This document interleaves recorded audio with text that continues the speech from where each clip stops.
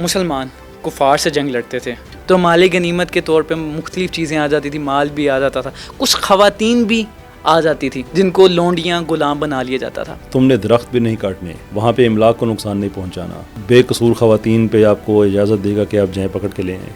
3 से 4 किस्म की ग़ुलामी 1400 साल पहले वाला इससे पहले पाई जाती थी, इस्लाम ने वो सारी ख़त्म कर दी। सूरह मोहम्मद की आयत नंबर 4 में, जब तुम्हारा इनसे मुकाबला हो गर्दनें मारो क्योंकि जंग हो रही है, और जब तुम उन पे हावी हो जाओ तो फिर उनको छोड़ दो। कैसे छोड़ना है? 2 ऑप्शन दे दिए, ट्रिब्यूट ले लो या एहसान करके छोड़ दो, लेकिन एंड नतीजा ये कि छोड़ दो। इस वक्त पाकिस्तान में सबसे ज़्यादा जो मज़हब है तेज़ी से फैल रहा है वो एथीज़म है। इससे बचा कैसे जा सकता? मैंने दुआ मांगी, कबूल नहीं हुई, मेरा ये नुकसान हो गया, वो नुकसान, तो मैंने ठीक है भाई, अल्लाह ताला ने आपसे, कुरान में है कि मोमिनो तुम लिखवा के लेके आए हो अल्लाह ताला से।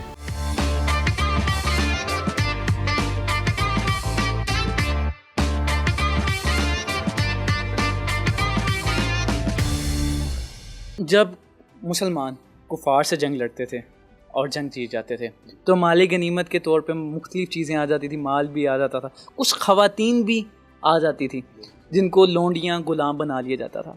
तो सर ये मेन सवाल जो है वो एथीज़म की तरफ से उठाया जाता है कि वो ख़वातीन का क्या कसूर, ख़वातीन के बारे में आखिर क्या ऐसा हुआ कि उन्हें लोंडियाँ बना लिया गया, उनके साथ फिर बाद में उनको ग़ुलाम बना के पूरी ज़िंदगी रखा गया। तो ये आपको भी बेशतर दफ़ा ये सवाल आया होगा, तो सर ये सवाल अगर आप क्लियर करें। आप इमेजिन कर सकते हैं कि जो रिलीजन ये कहता हो कि तुमने दरख्त भी नहीं काटने, वहाँ पे इमलाक को नुकसान नहीं पहुँचाना, वो बेकसूर ख़वातीन पे आपको इजाज़त देगा कि आप जाएँ पकड़ के ले आएँ। मैदान जंग पे जो लोग आपने गिरफ़्तार किए हैं जीतने के बाद, वो आपके इंस्टीट्यूट के अंदर आएंगे। वो मर्द भी हो सकते हैं, वो औरतें भी हो सकती हैं। अब ये मामला थोड़ा लंबा है, मैं कोशिश करता हूँ 2-1 मिनट के अंदर मैं इसको मैं हल कर सकूँ। फर्स्ट थिंग कि इस्लाम में ग़ुलामी ख़त्म हो गई है, ठीक, there is no sense of, हाँ, उस पॉइंट तक पहुँचते पहुँचते एक प्रोसीजर है। 3 से 4 किस्म की ग़ुलामी इस्लाम के जो फाइनल वर्जन है 1400 साल पहले वाला, इससे पहले पाई जाती थी, इस्लाम ने वो सारी ख़त्म कर दी। उसके बाद एक रीइंस्टेट की, एक टाइप रीइंस्टेट ख़त्म की सूरह मोहम्मद की आयत नंबर 4 में सल्लल्लाहु अलैहि वसल्लम के, जब तुम्हारा इनसे मुकाबला हो गर्दनें मारो क्योंकि जंग हो रही है, और जब तुम उन पे हावी हो जाओ तो फिर उनको छोड़ दो। कैसे छोड़ना है? 2 ऑप्शन दे दिए, ट्रिब्यूट ले लो या एहसान करके छोड़ दो, लेकिन एंड नतीजा ये कि छोड़ दो। उसके बाद ग़ज़वा बदर होता है, कुछ को छोड़ दिया जाता है एहसान करके, कुछ से ट्रिब्यूट लिया जाता है, कुछ से मॉनेटरी ट्रिब्यूट लिया जाता है, पैसे लिए जाते हैं, कुछ से कुछ सर्विसेज रेंडर कराई जाती हैं, जैसे हमारे बच्चों को आप पढ़ना सिखा दें तो वो भी आपकी सर्विस में गिना जाएगा, उसके बाद आप फ्री हैं, आप जाएँ।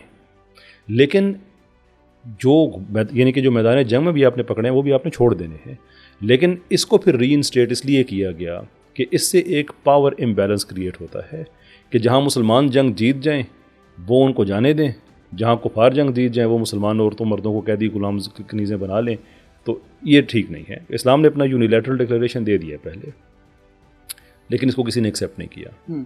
इसके एडिशन में रिप्लेसमेंट नहीं है, वो भी अपनी जगह पे वैलिड है। इसके एडिशन में फिर ये है कि आप जंग जीतें, आप उनको पकड़ें, आप उनको गुलाम बनाएं। अब वो आपके इंडक्ट हो गए हैं। अब जो मर्द हैं उनको आपने एक सिस्टम के साथ आपने प्रोग्रेसिवली आपने इंटीग्रेट करना है। किस तरह से?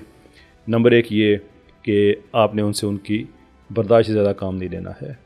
आप मार नहीं सकते। जो आपने खाना है वो उन्होंने खाना है, जो आपने पीना है वो उन्होंने पीना है, जहाँ आपने रहना है उन्होंने रहना है। सो आप प्रोग्रेसिवली आप उनको इंडक्ट कर रहे हैं।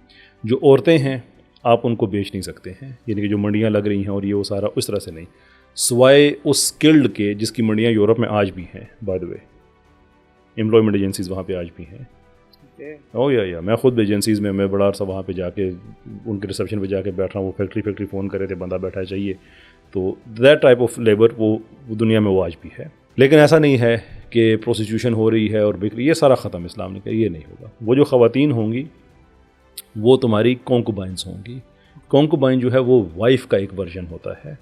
डिफरेंस ये है कि जो वाइफ होती है वो आपकी हमकुफ होती है, जो कॉन्कुबाइन है वो आपकी हमकुफ नहीं होती। रजामंदी के साथ होती है वो देखें, रजामंदी है, एक होता है एक्सप्रेस कंसेंट होता है और एक होता है इम्प्लाइड कंसेंट। इम्प्लाइड कंसेंट अपने ज़माने के साथ आप उसको एक्सप्रेसली फिर पूछते नहीं हैं। जैसे मिसाल के तौर पे अभिनंदन साहब पाकिस्तान तशरीफ़ लाए, पाकिस्तान ने उनका त्यारा मार गिराया, उनको गिरफ़्तार कर लिया। अब वो ये नहीं कह सकते कि पाकिस्तान ने बड़ी ज़्यादती की है मेरे साथ, क्योंकि जब उन्होंने IEF को ज्वाइन किया था साइन किया तो उन्होंने कंसेंट दिया था कि मैं गिरफ़्तार भी हो सकता हूँ, मैं मारा भी जा सकता हूँ। जैसे पाकिस्तान आर्मी जब भी साइन अप करती है तो हर फौजी को उसने कंसेंट दिया हुआ है।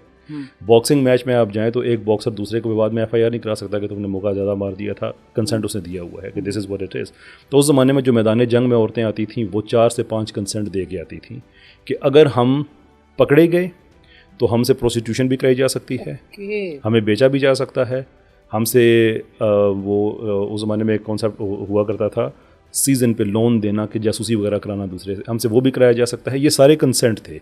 इस्लाम ने कहा ये सारे ख़त्म, सिर्फ एक चीज़ कि इज़्ज़त के साथ तुम घरों में रहोगी। तुमसे अगर औलाद पैदा होती है तो उन्हें प्रॉपर्टी में हिस्सा भी मिलेगा, और औलाद पैदा होती है तो फ्री भी हो तुम, बाय द वे। तो ये प्रोग्रेसिव इंटीग्रेशन है। उसके बाद आती है आयत मुकातबत सूरह नूर में, जिसमें अल्लाह ताला ने ये बात क्लियर कर दी कि अब जो जाना चाहता है वो जाए, जिसने जाना है वो चला जाए।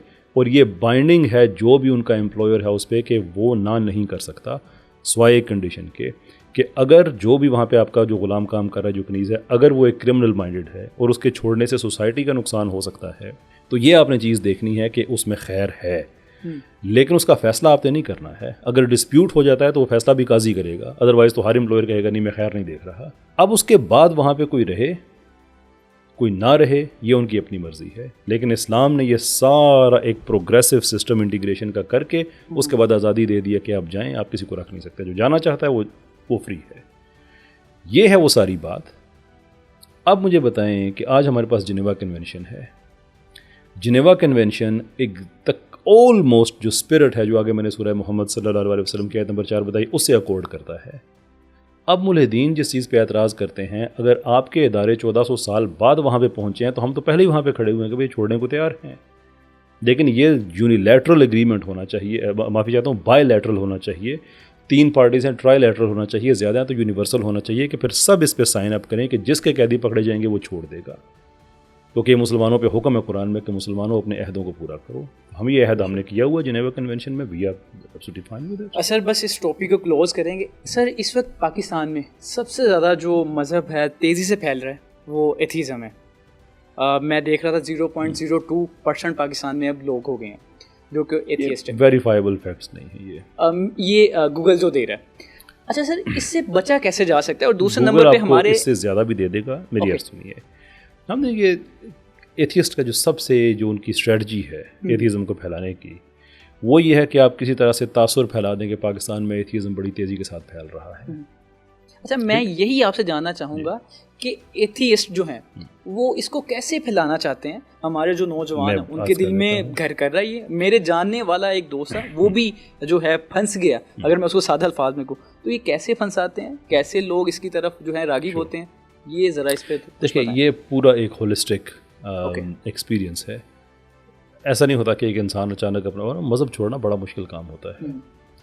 आज जो पाकिस्तान का एथियस्ट है ये साइंस की वजह से एथियस्ट नहीं होता, ये पक्की बात है। जो लोग युवल हरारी को सीरियस समझते हैं उनको साइंस की क्या समझ होगी।